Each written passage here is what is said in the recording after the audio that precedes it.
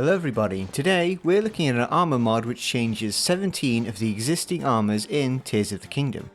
That mod being More Armor Effects by Real Princess Zelda. Now unlike most armor mods, this one doesn't change the armor visually, but instead adds more effects. Although as you can see, these aren't the normal armor effects you'd expect in Tears of the Kingdom. Now the first set of armor we're looking at is the Ember Set, which will also require you to upgrade the set once, and have 5 of Dinral's scales. Once we've done that, all we have to do is whistle. And as you can see, whenever Link whistles, his mouth will turn into a flamethrower. Now I would imagine these flames are the same flames that come out of a flame emitter, so it can actually do pretty good damage against some of the weaker enemies. Now the effect itself does wear off after a few seconds, although you can do things like blocking to quickly cancel it. Outside of combat, the flamethrower has other uses, like setting grass on fire and then using your glider to gain height. It is important to remember though that just because you can breathe fire doesn't mean you're immune to its effects. You can also attempt to use it with the hot air balloon or torment trees. Another good use is obviously using it on ice-based enemies.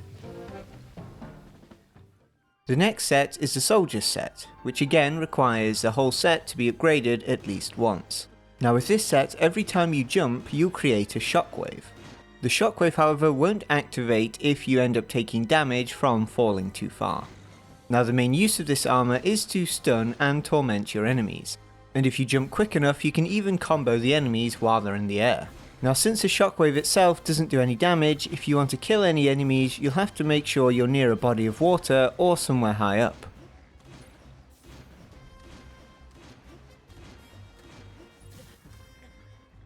When this armor set really comes into its own is when fighting large groups, as the Stomp effect has quite a large radius, and will obviously stun any nearby enemies. You will find however that larger enemies, or heavier enemies, are less affected by the ragdoll effect, as they tend to get less airtime. The stomping effect also only applies to the default jump. Any jumps you do while locking onto an enemy won't trigger the effect, meaning it's probably best not to lock on when using this armor set. If you're feeling especially cruel, you can activate a hover stone and position it just above Link. Then when you're underneath, spam the jump button.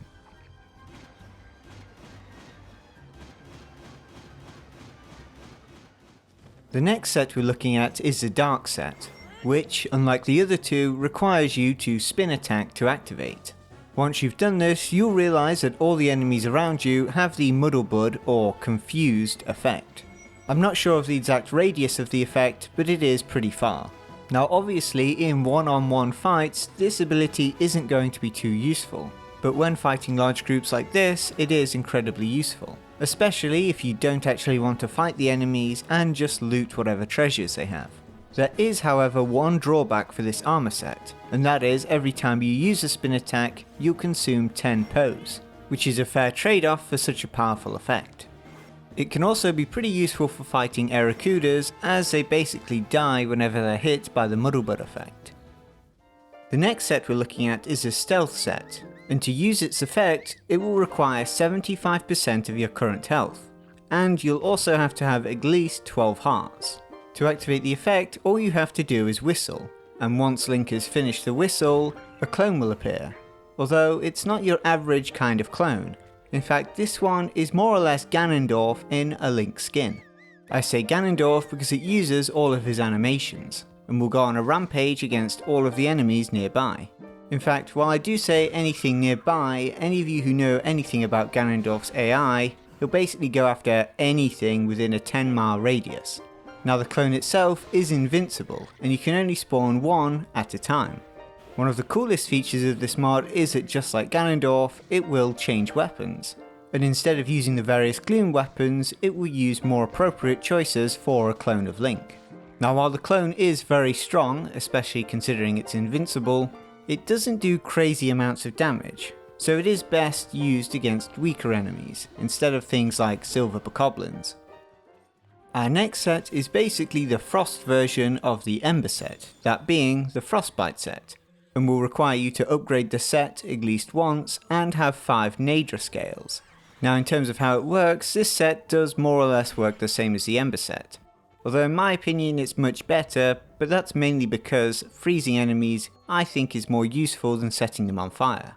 Now in terms of things like freezing water, the set doesn't do too well, mainly down to the fact that the ice effect comes out of Link's mouth, meaning you'll have to get really low before the ice effect starts actually freezing the water. Just like the Ember Set, it obviously functions very well against some of the elemental styled enemies. The Charge Set, just like its other two weather counterparts, has the same requirements, of at least being upgraded once, and you having 5 scales. But this time you'll obviously need Farosh's scales. Instead of breathing lightning when you whistle, however, this set produces an electrical orb around Link when whistling, and is the same effect you'll normally see when something that conducts electricity is hit by electricity.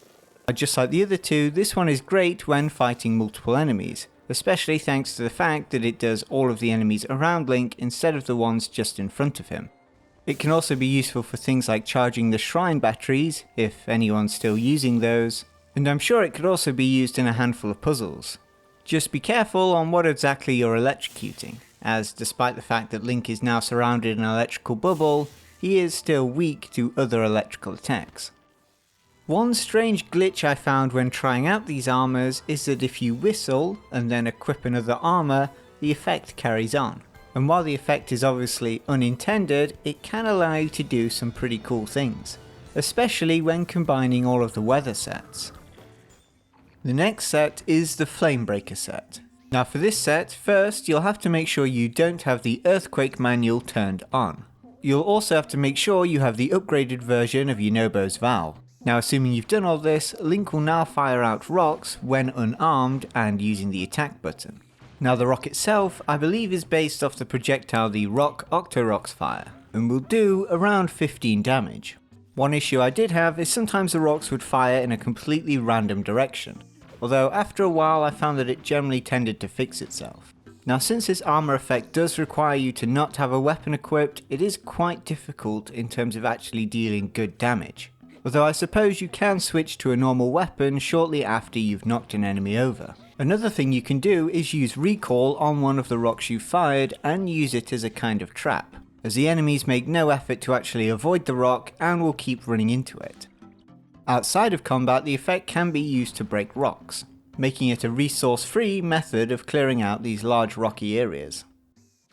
Our next set is the Zora set, which will require you to upgrade the set at least once. Now just like the Dark set, this effect will only activate when you do a spin attack. And while splashing everything nearby with water may seem kind of underwhelming, it's actually quite strong.